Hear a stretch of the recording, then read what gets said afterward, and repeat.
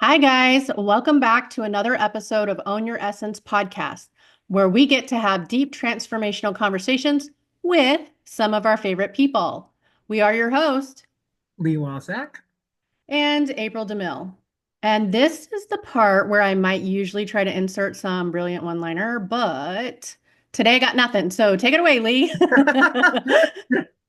All out of brilliant one-liners today. It's all right. Fresh out. So today we are sitting down with someone who is new to both me and April. Her name is Nicole Hope, and I'm really excited about this conversation.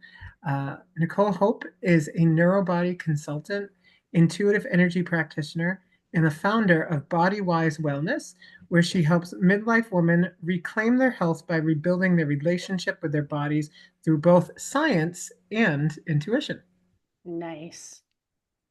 She's rolling and rocking with all the cool stuff. She is. Yeah, I She's love that. Okay, she's a she's coming combination in. of everything we're into. For sure. For sure. Hey, lady. Hello. Hi. So Lee just read your intro, and we were getting ready to jump in these awesome conversations with you and find out a little bit more about what you do and how you got here and all the things. Wonderful. I'm excited. Yeah. Awesome. So did you want to start, Nicole? We did just read your intro, but did you want to start and just briefly explain a little bit about you and what you do? Yes. So I do intuitive stress resilience coaching actually because I think it's so important for us to be really using our intuitive abilities through coaching, but also to help other people learn how to gain a better connection with themselves. But the foundation of the work I'm doing is actually nervous system regulation and redefining what a relationship looks like with the physical self and the intuitive self so that you can start really maximizing your potential for joy and happiness and health and kind of across the board transformational so that you can just get the most out of life. I think is Yeah. about the gist of where it comes from, but really from the foundation of like if you get your body, then you actually get better connection with your intuitive or spiritual self. And then from there, everything's kind of limitless opportunity. I Amazing. love that. Can I ask you a question?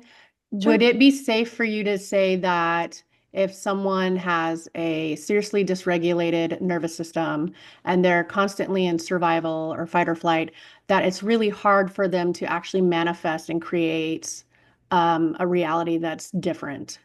Would you agree with that statement? 1000%. Okay. Okay. Yeah.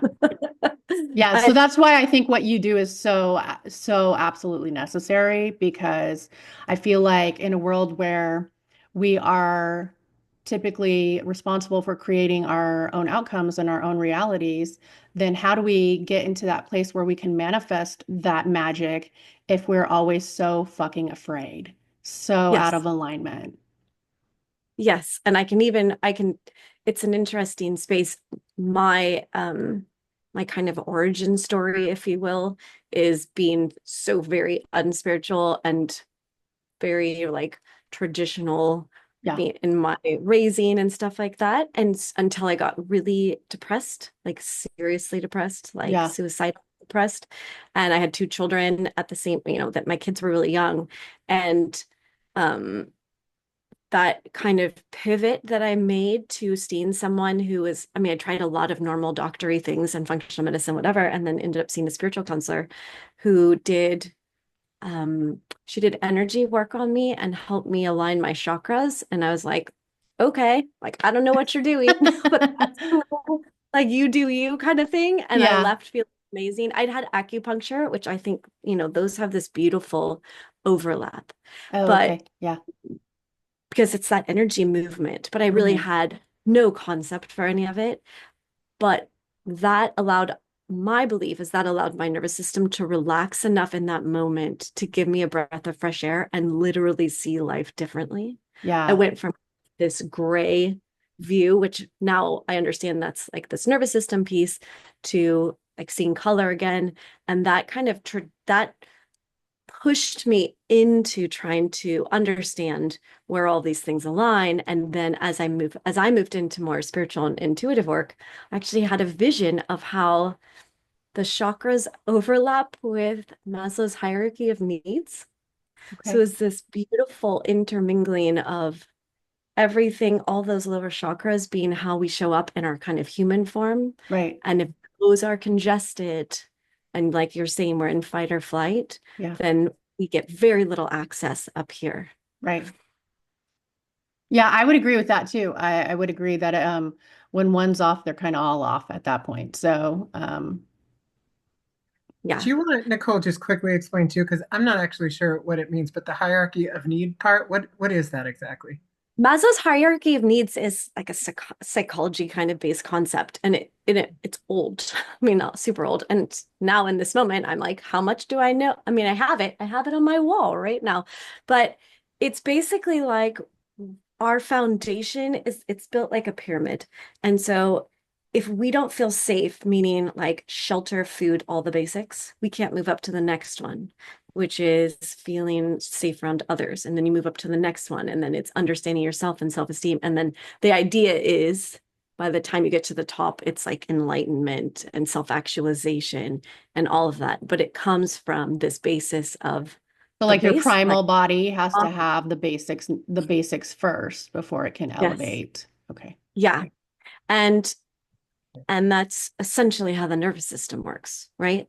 The Yeah. nervous system has to feel safe for us to access even our own brains in a intentional way. So it's very, and in speaking to manifestation, all that, like subconscious beliefs, do we even get access to thinking for ourselves, or are we always in kind of sometimes what I refer to as our like robot habit mode, Yeah. where we're not thinking because our body's just going do this because it's safe, do this because it's safe, and so on. Right. And then we don't really even get choice. We kind of lose our freedom to choice. Well, that's kind of true anyway, because even in my studies of like PTSD, um, when your amygdala is set off, then even your, what is it like? It's the it's the frontal part, where your, Prefrontal cortex? yeah. So it's like where your speech and your communication, it gets shut off when the amygdala is like, triggered. And so you can't even connect thoughts and words together, like it completely shuts it down. So I do know that we can't even access our own, like it's brain injury. It's quite literally like having brain damage. It's a big deal. It is. Even negative thoughts alone can actually shut off different parts of the brain for Right? us to be able to engage. Yeah. So it doesn't even take severe. I think I think as a society we just haven't learned, but and or haven't spread the word that there are so many like workable moving parts in our brain and in our nervous system that we can be more empowered in our own lives. If we just knew like a couple finite things going on, we would be able to make some pretty big adjustments in our lives, which is what I'm trying to help spread the word, A, and then B, help people in more personalized fashion to make those transformations. Well, that's fucking fabulous, and I can get behind all that. Thank you. Thank you. It was Great. actually amazing. This week alone, I had a client who's been seeing multiple therapists and all different kinds of counseling, which is valuable. I've had therapists and psychiatrists and psychologists that is valuable. So I never want to underline it, but Right. she wasn't getting the progress. I mean, it was Hmm. there was a redundancy, if you will, to the healing. It's Hmm. kind of, I would it agree never. with that just based on even some of my own experiences. Yeah, well, that was my thing too. So it was Hmm. kind of this never-ending story, which makes sense from the sense that every time I'm drawing up something from my past, I'm reliving it. My body's going back through similar things, unless Yeah. I'm doing something more somatic or a level of visualization to try to rewrite that. Hmm. But we did we did a session this week, and I literally just, I mean, I tend to run energy on people, but I don't have to. And I just guided her back somatically into her body to get some visions for herself.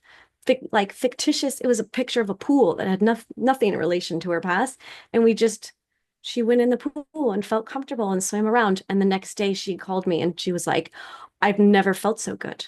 Right? Yeah. Like it's how we are relating to these couple different features within us. And we have so much power to heal. I mean, I went from literally depression and, like I said, suicide to Like, here I am now, and this is very much who I am. There's an Yeah. authenticity in it, which makes a big difference too. And I feel great when, there's healing that can very real healing that can take place when we learn to connect with this in our physical body a different way. Yeah. I would agree with that. Amazing. Yeah, I love that. I want to circle back to something you said a second ago, actually, Nicole, about the chakras and how if our nervous system is unregulated, then you said it's very hard to be up here. Um, I'm curious if you've had the experience with maybe yourself or people that you've worked with, because I know this is in my experience that if we're using the chakra system, our root chakra, represents like safety in our bodies and in the world around us. And I have always, I mean, I'm better about it now, but there's always been this challenge of kind of safety and feeling that safety in my body and all the things. So I found for myself that in order to kind of not be in the root chakra area or, down kind of in those more rooted areas, I would very much be up here all the time, where it was kind of Mhm. like I was, almost using maybe my different intuitive capacities and things like that just to kind of escape into the up here. So I'd be curious if you have found that with people and what your thoughts about that piece are. That's super insightful. Yes, and yes, yes, yes. So, um, I would agree. I have lots of friends in the intuitive field who do all kinds of magical, amazing, wonderful things. And I would offer thoughtfully and respectfully that so many of them are not in their bodies. Because I do think for a lot of us who are maybe more inclined to move into that spiritual space, even just or pulled towards our intuition, that that is a I want to choose my words really wisely, that it's a defense mechanism For almost sure. to bounce out of the body and then live up there because some of my most amazing who can connect in ways that I will never know or understand cannot get into their body. The second they are in some level of somatic feeling in any of the other chakras or just in their body altogether, Yeah. they are wildly uncomfortable and then keep trying to bounce back to that. So it's great because that's knowledge and it means that we can go and fish around, if you will, in what's happening in the lower chakras or in that nervous system and do some beautiful healing. And then that capacity to kind of bridge the lower half of us and the upper half of us, right? From the center point, which is always like, that's how I see the heart. Yeah. So our heart is that center point. And interestingly, our thymus, which I refer to as Hmm. like upper heart, I believe will bounce us out of one of the other, right? Too much of that kind of trauma in the lower piece of us will make us ill if we try to get too much of the upper, or we can be in the upper if it's too much down in the bottom. But if we aren't kind of balancing both of them, the thymus kind of knocks us down, right? It Yeah. makes us sick or whatever, too much stress. But I think we underestimate how much it can come from either direction. But I love that it's the center spot. Like I think it's this beautiful gauge that's going like, you've got too much going on in there. Yeah.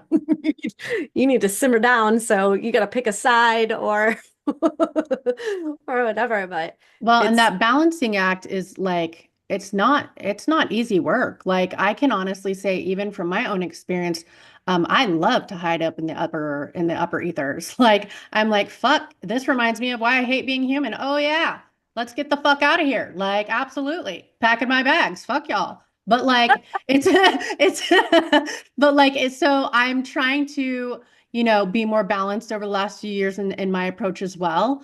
And it takes some time. It really does. You have to give yourself a lot of grace when you're trying to balance both worlds. I love that. Yeah, grace is so important. And the time factor is important. I think it's so easy for us to go, I'm going to try this, just like anything, like weight loss in January or whatever. And when we're not getting this rapid results, then it's easy to get dissuaded Yeah. and try and then try some other like direction. But it's so valuable for us to be in patience with. I pull on my like 20 tarot decks or oracle card decks, and I'm pulling almost every day. One card comes up that's all patience. and it has its own whatever card deck it is. I'm like, wait, what was this one? Oh, the patient's cardigan. Cool. Okay. I'll wait. I would definitely say that being humans probably the biggest test on patients ever. Like it's Yes. just a constant lesson. Yes, it is. I think it's so valuable. And so to just that's why I think it's so valuable to understand all the moving pieces. Yeah. And I kind of have this philosophy about being in a human body. It's intended to have that contrast and that discomfort and that experiential holding Yeah. because that's the point and the purpose of experiencing all of it. But I also think we can not patience, fast track our experiences and still gain great knowledge from them if we understand that we are in human bodies and that the Yeah. human body just needs a little finessing more if it's been a long time. But if you can stay on top of it, it only takes a little bit of finessing to keep it kind of on point. And that gives us a huge amount of ability to even just stay healthy so we get to experience more. Yeah. Would you say that you experience a lot of having to work around your clients' belief systems as well in order for them to help them expand? Yes, I would Okay. almost every so I have this little fun acronym that I created because my business goes by Bodywise Wellness, and the wise took and made into an acronym so that it would be easier for people. And the W stands for wake up to the body's signals. Oh, I That's love first. that. Yeah. The I actually stands for interrupt patterned behavior and beliefs. Oh, yep. There you You have go. to. Yep. And then the S is self-care, is sustainability. Yeah. Because if we aren't kind of doing self-care with some real beautiful intention in some capacity, we can't sustain the pace that we are all trying to live at right now. Right. And the E stands for a myriad of things from embodiment to engagement to empowerment. Love it. I Absolutely love love that. that. Yeah. Yeah. Um, Um, yeah. yeah, I love that. I love acronyms too. So yeah. Makes it easier. I taught first grade for 10 years, so I'm really big into Oh, acronyms there and you go. Yeah. Yeah. mnemonics and whatever can help people remember better. Yeah. I love that. Um, just circling back real quick to something you said earlier, in response to my question as well about how some of your most intuitive clients and things like that are really good at kind of being out here and not in their bodies. I'd be curious to know your thoughts around this because I know for me, and this is just how I kind of reference things, through my own experience. But for me, and I think so many, even people that I work with, I see this in really hypersensitive people, people who come into the world who are very sensitive to the energy around them and maybe have a bit of that heightenedness to them. Um, Especially I feel like when there's maybe uh, chaos in the home environments or whatever it is in the upbringing, I feel like it also becomes a defense mechanism to kind of walk into a room and then intuitively kind of scan, okay, I need to know how everybody inside this room is feeling, because if they're not feeling good, that could have, repercussions on myself. So I know for me, I think that's where some of this pattern kind of began in my early kind of development and things. And I'm curious about your thoughts about that, and if you see that and how you help people kind of move on to that, because that can be so ingrained, and when it correlates to feeling safe, our body doesn't always want to let go of it. Right. And if we come in more sensitive, which I meant just like you have, and I know I have my kids, you can see who has that path. We are more sensitive. So humans by nature have neuroception, meaning like my nervous system's reading your nervous system all the time, assessing threat and voice tone. And obviously 80% of our language is facial features and body language. So we all by nature subconsciously are reading everyone all the time, always assessing threat. So anytime that we're noticing someone behaving, especially behaving one way, but you're feeling them another way, Mhm. that's super awkward. Right? I'm like, if we gathered together a group of like people pleasers anonymous, they'd all be high sensitive people. And it didn't really probably matter Yeah. whether they had a lot of like very outward kind of traumatic situations in their youth, or it was like mine was pretty run of the mill, pretty calm, but I'm sure that my parents had levels of anxiety that I did not see. And so you do pick up on that. And as we feel unsafe around those we love or unpredictable behaviors or whatever, we do create patterns of safety, meaning a higher level of nervous system activation, which is why by the time we're in our teens and 20s, it's really easy for us just to be up there consistently, right? The nervous system creates a habitual space of we can't take chances anymore. Let's just have all fire alarms or go all the time, which the tricky piece being that then the brain's receiving all that information and is saying, okay, well, nothing's happening right now. And then our beautiful computer brain starts making stuff up, which then starts Yeah. creating belief systems which affect how we're seeing everything. And the way our brain and body is wired, right, is to always be trying to validate that which we already believe, whether Hmm. it's happening for real or not. Hmm. So that's why that I is interrupt beliefs and behavior patterns, because they are real. It has to start with self-awareness. I mean, if there's ever been a more important time for all of us to become acutely self-aware, this would be that moment, because the levels of expectation that we place on ourselves or that society is placing on us just because of the accessibility to like social media or just paying bills. I mean, everything. I was telling my husband this morning, I'm like, you're just like the speed, right? There's that patient saying the speed for by which we believe we're supposed to be getting things done and the amount of things we're supposed to get accomplished because it's so easy now is Yeah. a lot for our brain to process. And Hmm. if we grew up from a heightened sensitivity place, not knowing how to regulate, which we were never told. I taught Right. first grade. If I could go back in time, I would teach those kids how to self-regulate. I do actually teach mindfulness classes to children now, hoping that I'm like catching them early enough. Yeah. But but if we're here already and then life experiences we get older add, and you've got all Yeah. of the goodness and oddness happening in the world right now post COVID and all of it, everyone's probably living in this heightened place. But if we just start working the nervous system, we don't have to go back to our youth. I know I don't want to discount the value of therapy and things. Big T trauma, like extreme, enormous T trauma, often requires some big T, big T therapy. But Hmm. most of what we're experiencing right now is because our nervous system's just gotten used to being alerted. And if we can knock it off down a little bit a day through little micro habits, it will start to heal itself. And then we slowly work our way down so that it's not so much a thing anymore. That's Yeah. like, I'm actually developing a program for like created a program for businesses because I'm like, where is everybody spending most of their time at work?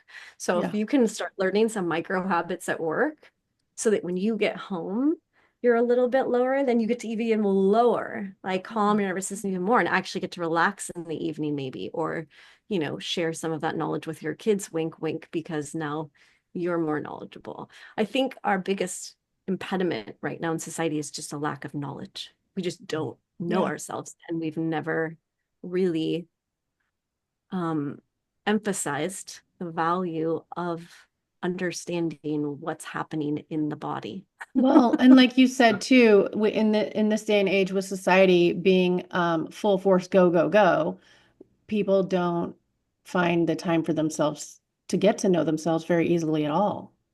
Right. Um, so it does make it a challenge. So I think it's really important that that these modalities and lessons are being put out there. Yes. And we're not. I mean, historically, especially even for myself. So I'm applying it to my own knowledge prior to that really big kind of depression moment in my taught. Like, what are you taught to do? If you need self-care, you go get a massage, you go for a walk, which walks still are big time, massages are big time, or you journal. And I'm like, that's Hmm. really not like I journaled for years. It never helped me. I Yeah, I do went through journal that too. now, but a very different. I do journal like I actually do like body talk journaling. Mhm. So I invite my body to speak through my pen, and I'm like, "What do you need from me?" And Yeah. the So is first it like couple, automatic writing? yes, Okay. Yeah. yes, but with this intentionality of like, sometimes I do it from a spiritual angle and Hmm. say like, hey, what do my guides want me to know right now? But then other times I'm like, I actually named my body Joan of Arc, because I have this philosophy that our bodies were here to, right? Like from a spiritual point of view, we get our higher selves get put into a physical body and our physical body's like, okay, I'll do it, whichever, you know.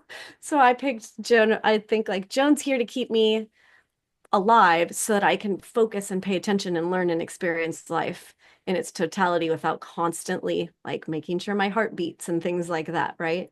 So I kind of, made it a separate piece of, well, no, separate, a part of me, and it makes it a little bit easier. So I'll just be like, Joan, what do you need me to know? And you would be surprised once that intentionality is placed on a writing thing, like moment, the language that comes out and parts of my body that have pain or whatever will disappear, because as we connect with intentionality, so much of the pain we even feel is from a science side, neuropeptides dropped from stress cycles we never completed, and from a more spiritual energy side, energetic, especially emotions, energy and motion that got stuck inside us because we never felt it. And if we Right. can start letting the body run those cycles and speak its truth, Yeah. we heal. Well, right, because in that moment you're actually validating yourself and being a witness to your own journey, and you're giving yourself that safe space to show up. So it makes sense that, oh, finally I feel seen. So now the pain doesn't have to show up for me anymore. Yes. And So it makes sense to me. yeah. And the interesting thing that I've been really trying to dig into recently is this level of authenticity, because of there's quite a bit of science, if you will, that's coming out. This one I'm going to say, maybe I won't say science. There's, because normally when I say it, I want to make sure that people are like, yes, Nicole is not making stuff up and calling it science. Like everything I've said up until this point has been. This one's maybe a little bit, there are studies being done that show the energetic resonance or frequency in the body when people are experiencing different emotions. And the higher the emotion, the higher the body's frequency. And just for anybody who's questioning that, right? EKGs are measuring energy in the body, and we take that like, oh, cool, EKG, MRI, all these things. That's also energy. Yeah, like So if it's clinical, then all of a sudden it's more valid. exactly. So I'm just trying to, yeah, I'm trying to go like, we're talking about the same thing. It's just Right. since this is kind of new territory, people haven't adopted it so much. Yeah. But they do that for different emotions, and the higher level emotions feel better. And then obviously we always talk about like love is that like the echelon of emotions but really, and we'll say, and they're finding out it's actually authenticity. Authenticity has the highest resonance in the body. And if we kind of shake it all down to being a person on this planet growing up, we came down to experience life and maybe have a specific purpose, maybe not, but really to be ourselves. Like a tree is never not trying to be a tree, right? So we came down to be who we are. And because of our nervous system, we end up like winding all over the place trying to compensate so we can be loved and we can be part of the tribe and not kicked out of the herd and eaten by the lion and all those kinds of, animal references. But when we get to calm our nervous system back down, when we get to be in our higher selves or even our higher consciousness in our human selves, we get to start being authentic. And in that authenticity, our body creates coherence. My light is flashing as I'm saying this, so I'm thinking I'm right on point. Nice. Like my light is literally like, um, and so that would make sense that our authentic self has the highest frequency because it is it's us, Mhm. unshaken by societal expectations or behavioral trauma or whatever. So we need that path to kind of come back to it. But when we find our authentic self, oh my God, that's where healing and happiness and like manifestation, everything comes from that. But it really starts back with a nervous system I that's think that regulated. that's definitely got to be true because, like, the more unapologetically I tend to even show up for myself, the more I witness massive shifts happening in my reality. So I would have to back that statement. Thank you. I think it I see. takes time to get there. Yeah, I for tell my sure. It's a I tell my practice. I tell my clients, and since we get to swear on this show, I can do it my real way. But I call it that once you land in your fuck you circle, then you're good. As You're long as golden. like Abraham Hicks, I'm sure refers to it as the vortex, but I call it the fuck you circle. Once I could just go, I don't care. I Yeah. could live on the top of a mountain and talk to my trees and my plants and be perfectly happy, which is generally where I land, and my imaginary unicorns and everything. Like, and I don't care. I can take care of myself and I can love myself wholly. Hmm. And all of that, that's it. Like Yeah. that's that authenticity. And the dilemma being is that because we're mammals and we require adults to take care of us for those, that first decade or two, decade and a half, we don't get the luxury of going right into authenticity, right? Right. Mhm. Little kids are authentic. They're not worried about. That's why they yell when they want to yell. They emote when they want to emote. Very healthy, all of those things. But it's when it's over time as our subconscious, if you will, the nervous system starts to cater to that.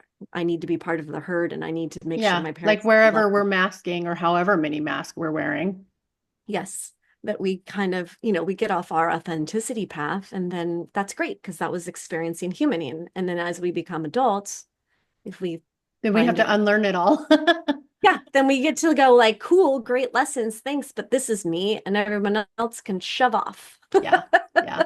For sure. Like I see the authenticity part too as like an act of unconditional self-love for ourselves, like it's a fierce unconditional self-love. But I think um, to mirror or to echo, excuse me, what you were saying, I always hear from spirit, during if I'm connecting on my own or in reading sometimes, you came here to be you. You came here to express as yourself and nothing else, and of course, I think we understand as souls kind of coming in, we understand that this we might fall a little bit off track here, because it's a part of the human experience. And I think some of it is kind of coming back to that place in ourselves. And that's a valuable lesson on a soul level for us. But I think I love what you said though about, it's just coming back to that authentic sort of expression of who you are. I love that you gave your body a name. I love that so much. Um, and everything you said there too totally resonates. So so yeah, I just wanted to Good. comment that piece. Yeah. Yeah, I love that unconditional love. I think probably then maybe that love frequency that it really is, it's just unconditional love for self. That Yeah. that that's probably the thing. Like we always think love is something external to us when really it's a mirror to who we are. And if we can start like owning that, it's huge. And it gives you unconditional love, appreciation for the body, appreciation for self, experience and everything comes with having that beautiful word grace, which April mentioned earlier. Like grace is healing, grace and gratitude. It's two double G. Yeah. It's the new Yeah. double G. Well, it's so interesting too what you said though, because I think it's so true and on point that we here, in the physical human reality, see love as something that we have to go out and find, or that, oftentimes is conditional, or, maybe we'll use it as like, I love mac and cheese, like you probably really like mac and cheese, but I think it just, becomes a part of the language in that way and all that. But I know for myself, I do work as a psychic medium. So spirit has always come through to me and said, the type of love that we're talking about is truly unconditional. And if it was conditional, it's not really love anymore. You're kind of talking about something else, which is okay, but that there is this unconditionality about, that type of love. And I think part of it is us kind of balancing that soul piece of us here in the physical, very human worlds. Yeah.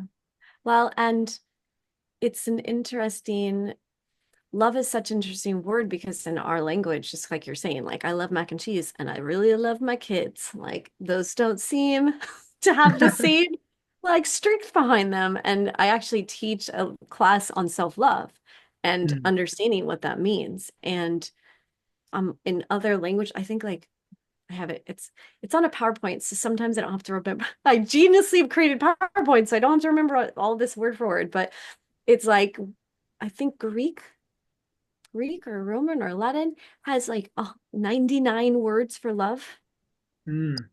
and we have Interesting. one. We have Yeah. one. And so it's love, and that's love, and that's love, and that's love. And like, okay.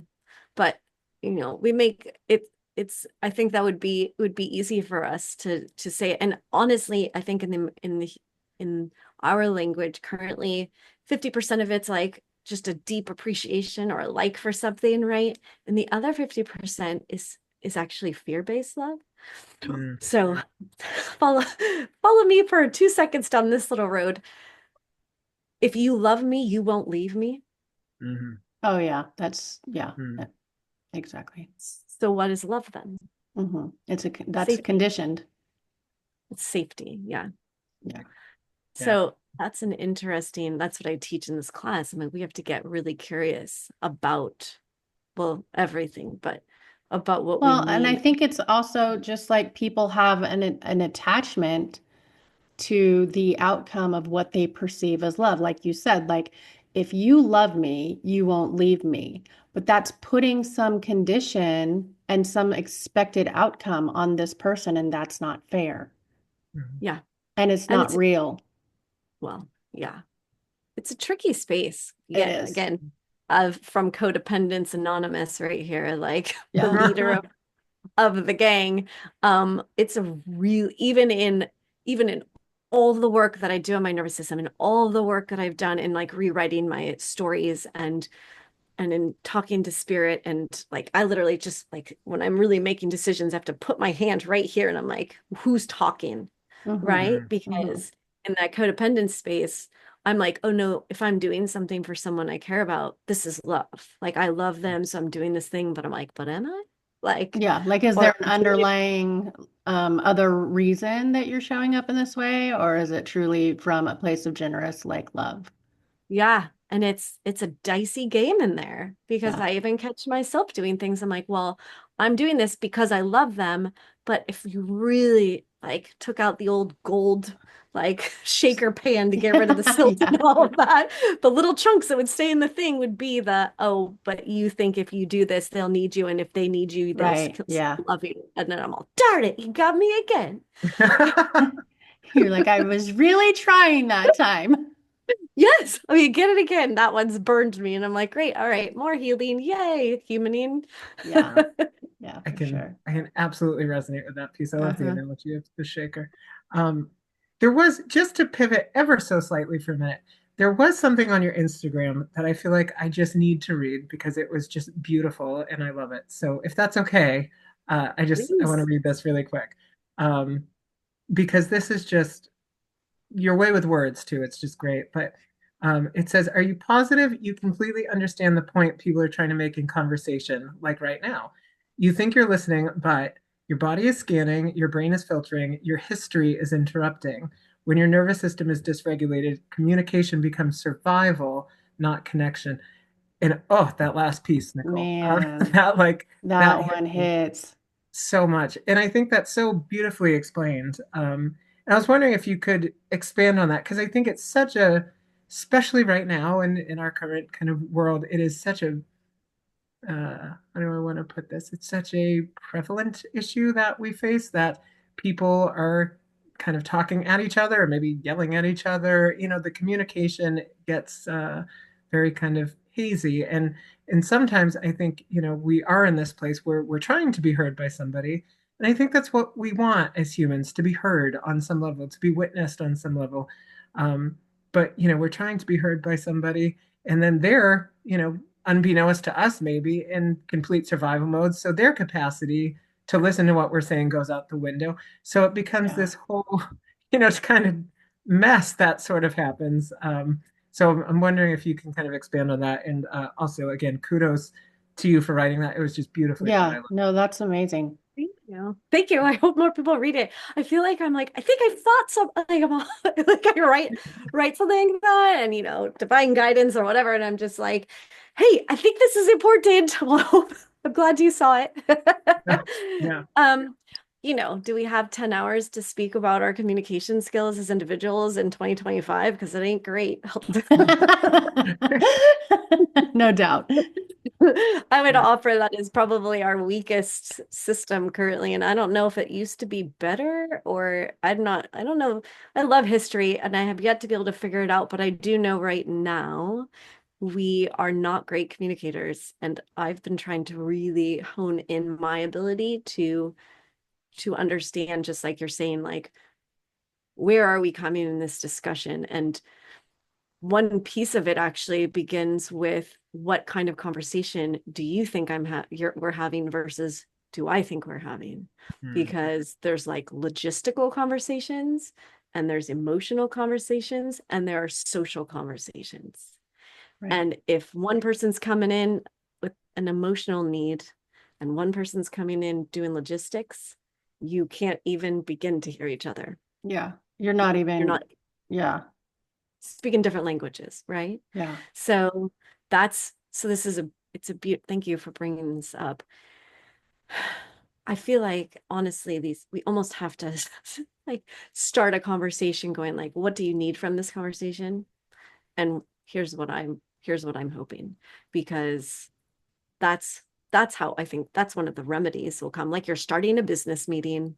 What are we trying to get from this? And if we can start being really authentic on that language, that would be big. However, what you were referring to was like our beliefs and everything backing it up. So if we're in a dysregulated nervous system, all I'm looking for in your language is how you're trying to attack me and if you're safe or not. Period. That's it. Like I know in those moments, because I can see like in the couple of relationships that I have where I'm always like trying to figure out where we stand, that's what I leave. And when I go back and play my beautiful memory headspace of, again, that codependence, I should always pay attention to every word and body feature thing that I replay at nighttime. I mean, I used to before I go to bed. I can go back now and go, whoa, but I'm like, I heard them say this. But then when I replay it, I'm like, oh, but they said this, like, let's say 9 positive things, 1 negative thing. And I leave the conversation going, they don't like me anymore. Right. So that's that filter to begin with. And so that can come from a dysregulated nervous system. It can also come from a belief that we got because we felt unsafe, right? And our value is not great, or whatever our beliefs are about ourselves and who we are and how we show up in this beautiful world. If I think that nobody cares about what I have to say, I will only hear or look for validating behaviors and verbiage that come from the people I'm talking to. Because what's a good analogy I use? I call them belief sunglasses. So I create a belief and I put them on, and like you do when solar eclipse and you poke that one hole through it so you don't burn your retinas or whatever. That's how I put it. So you put on these sunglasses, but you've just poked holes to only be able to see body language, tone of voice, prosody of voice, all of that align and validate a belief that I already have about myself. So it's like basically giving you tunnel vision to whatever story you've already created. Yes. So you got to believe, and then now you add a dysregulated nervous system to that, which narrows our gaze and lowers our ability to be in, right? When we're in a dysregulated nervous system, that means we'll add chakra to this. Sacral chakra, it like suppresses it. So it keeps us small and tight and narrow. It narrows our focus and our train of attention, all those things, to hyper focus on only things that, again, are either threats or that validate what we already believe. Right. So right? it's like constricting.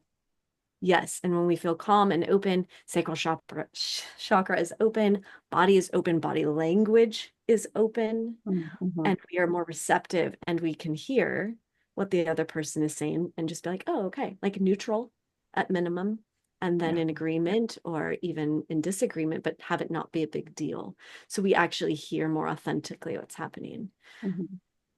Does that seem on alignment? Sometimes I can tangent. Yeah. It Yeah. actually, the moment I heard communication as opposed to connection, and we've gone into this conversation, it actually reminded me of something I've gone through very recently with my younger kids. So I've got an 18-year-old daughter, my son's 22, and then my daughter-in-law's she's 20. And the three of them are like best buddies. And we have been going through all these transitions as they're learning how to move into their new adult lives and all these things. And just all the different things that are happening. There's a lot of factors and influences in their life at that age. And I Yes. remember just a few months ago, there was quite an abrupt, I'm gonna call it a disconnect between myself and them. And it doesn't mean that I don't love them. It doesn't mean that they don't love me. What it does mean is I saw that they were in a place where they were extremely dysregulated and everything was a threat. And at that Mhm. point, I realized that nothing I said was going to be received, and I had to let it go. I had to just say, you know what? We are talking different languages. They're not going to see this from my point of view at all because they're worlds away from my point of view. They lack the resources, the years of experience, the wisdom, like whatever, however you want to let that unfold. They're in a different book, an entirely different book. And so instead of letting me um, get offended and more hurt and causing more upset, I just said, okay, well, this is not a place where we're connecting, right? Big on that Yeah. connecting. We're not connecting in this phase. And I have to be okay with that. And I have to just learn that this is part of their story and their journey, and they have to play it out the way they need to. And they know when I'm here. And we can try to reconnect another time. Like, I'm not going anywhere. This is, Right. like, I'm not going to force them into something that they don't have the capacity to understand right now. Right. And that's beautiful that you saw that. I'm going to go with most people a I mean, lot I see it, don't but it's see still that. hurtful. It's still It not the doesn't feel funnest. great. Yeah, it's still not the funnest thing. But because there's also a trigger in me where I feel like I'm losing my children, right? Like you're like, oh my God, I'm Yes. losing my kids and all the things, right? And so it's Yes. not fun, but if we could approach it like that with everyone in our lives, with that kind Yeah. of grace and understanding, our lives would just be so much more wholesome and fulfilled.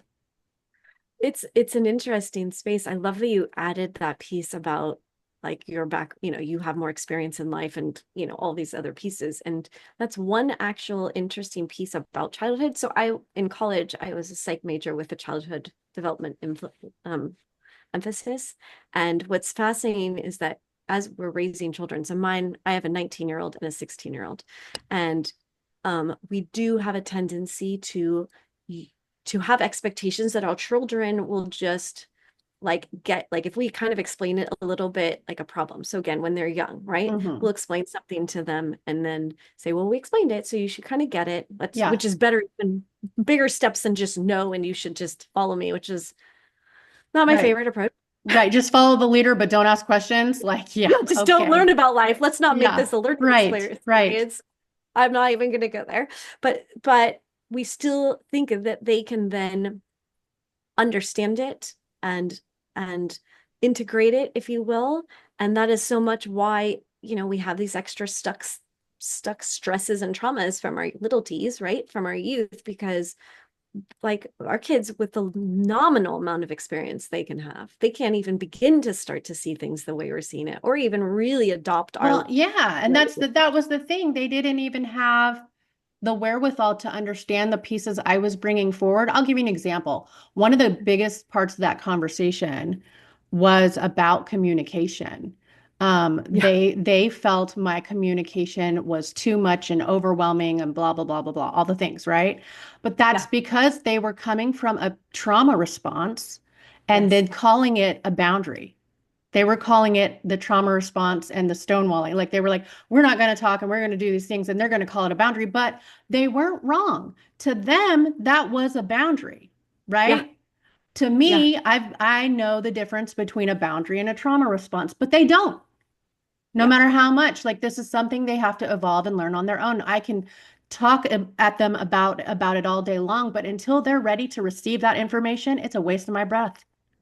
Yes. We can't again, just like we're talking about, right? Those are the sunglasses. Right. And my sunglasses are just going to say this is and the sunglasses are their defense mechanism sunglasses. They're Yeah. protection glasses, just like from the sun, right? They're like, I'm not It's ready for almost this like too overload. much light. Yeah, Yeah. that's too much. Yeah. So I'm Yeah. gonna really narrow it down, the breadth of what I Yeah. can tolerate in that Yeah. moment. And right, if you can't hear it, you Right. can't hear it, and it doesn't Yeah. matter.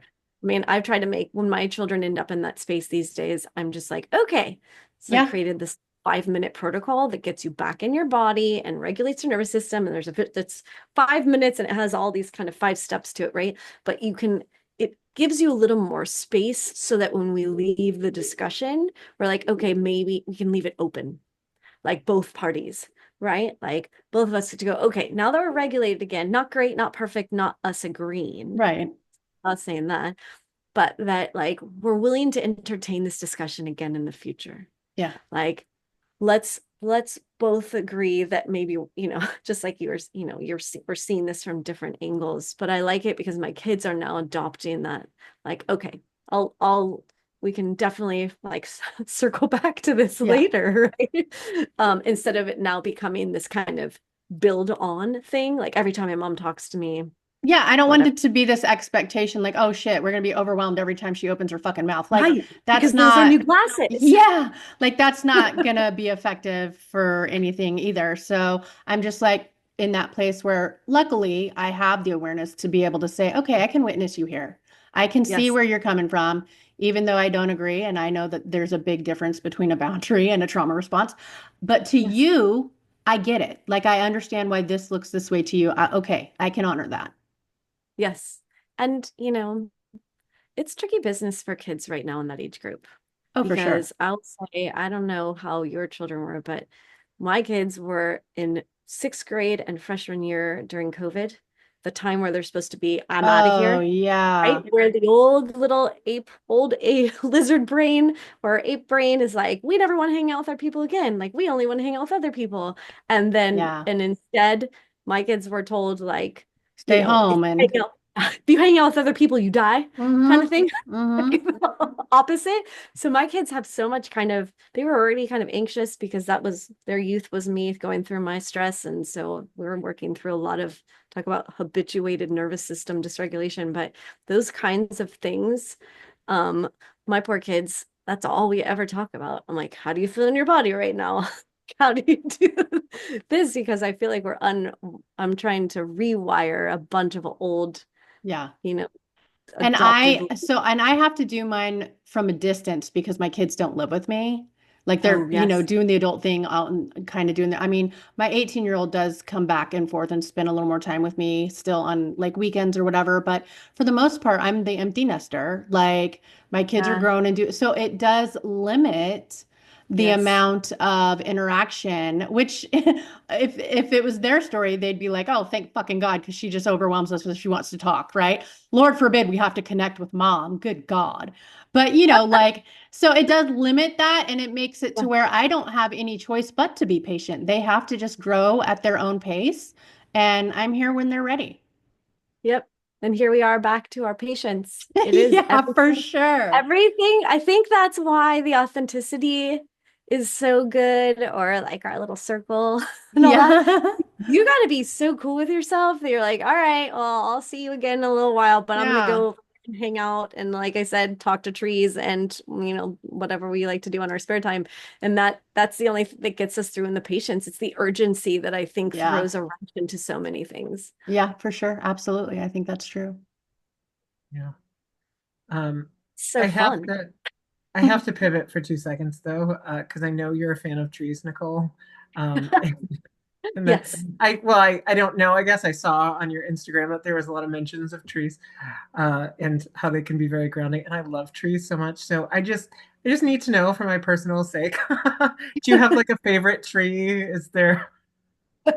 That I love. I am a tree addict. And actually, I just posted on my Facebook page today. I found this video of these people in Finland, and they have like a tree contest. Like one of the versions is What? how many trees can you hug in like 20 in like 2 minutes. You have to hug each tree for 5 seconds and then you move on. And there are all these different pieces of it because and then one of them is your dedication to a tree. So there's a video of this dude like proposing to a tree and like she said yes. So like all this stuff. I mean, it's very elaborate. Um, but Oh my there's God, actual real that's science. funny. It's awesome. So of course I had to go find some scientific study that actually tells you that, I mean, nature heals us. I'm a huge nature advocate. It makes sense. We're from nature. Well, It and would we make know sense. how grounding trees are. Yeah. Yeah. Yes. And all of it, all of Hmm. nature together in and of Hmm. itself is a huge body coherence creator. Um, However, trees are, I don't have I have some favorite trees that I hang out with. I go and I either hug a tree or sit in a tree almost every day. But you want to know the most beautiful thing, and they're all different kinds. Oaks and I love pine trees. Anything, I'll just be walking on a trail and a tree, I'll just be like, you. And then I just go over it and like put my hands on it and like get my grounding down and I imagine all my roots and I have beautiful discussions. I actually was sitting in a tree once. It was the first time it actually had happened. Sitting in a tree and my hands were on it and all of a sudden, I started getting all these visions. It was right before a lot of those fires started in California. I mean, and it Mm, was images of like apocalypse, like fires. And all this is Okay. really Yeah. weird. I don't even know what's going on. And then all of a sudden, it was like 2 months later, all of these things, which really weren't consistent. This was years ago. And I was like, okay. And I do not, that is not the kind of woo magic I generally have the skill for. So Oh, that was yeah, like a that's one like and our done. territory usually.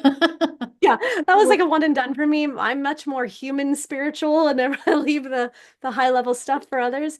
Um, However, I take people to into the woods and to sit in trees, mm, and you would be shocked. I have this one tree I make people, I force them. No, I invite them to stand in it, and there are people come out, they're like, I feel like I was in a different like dimension. But mm, this Nice. one time I was leading a wander on John Muir's property because I help lead wellness walks on the in the John Muir National Park. And there was an autistic boy about 13 and he was on the walk and I'm doing my nature bathing spiel, like look at the bush and see how that represents how your lungs look and trying to get people to connect in different ways. But about half an hour in, he had done amazing and he was just starting to be like, I don't have more patience for you. And I'm like, I get it. He's asking for his phone and all that. And I thought, let's go hug this tree. Last thing, and then we'll get moving. And so we go over to the tree, and it's like the ranger and this boy's mom. And I ask him, I'm like, okay, just put your arms around the tree. I believe it's a sequoia, just so we have mm. a so you know what tree it is. And he puts his arms on and I'm like, kind of shush your feet up so they're kind of, around the tree. And I just say, like, put your ear on the tree and try to imagine your feet are like becoming the roots like the tree. And just see if the tree has something to say to you. He sat on that tree for 25 minutes. Mm. And his mom finally had to pull him off because they Wow. had to go. Like And she was crying. super like pulled him in. Yeah. Yeah. It Well, was so oh, I'm sorry. I had asked the question because I was curious, but also I think it ties in nicely to kind of getting back in our body. I think nature has such a way of doing that. And Hmm. even, like we're around, I think it's even so many like positive ions and things like that with I like was the gonna Mhm. say ozonic. it's like And the, even the magnetic field. right. So like Yeah. nature has a lot of negative ions, which are very, balancing and grounding and healthy for us. And so I think if we're feeling dysregulated, at least for me, it's one of the quickest ways I feel like if I can, I can go regulate. I was kind of curious as well if you've had any experiences like that with trees, like intuitive experiences, because I come at it from a place of I believe everything is consciousness and that we're all just mirrors for each other. So it might seem really up in the woo-woo spectrum, for some people, but I think even trees can be mirrors for us in some way. Um, but I love that. So I did notice that, on your Instagram and everything. I'm like, oh, she's speaking my language with the trees. I love it. Yes, I do. I think they honestly, I can I mean, when I say talk to trees, I mean I literally sit and have discourse with them. It's not just like, Yeah. hey, pal, how's it going? And then I'm like, haha, isn't this fun? Like, that would be my one real inlet into getting that like maybe higher level of connection is through the trees.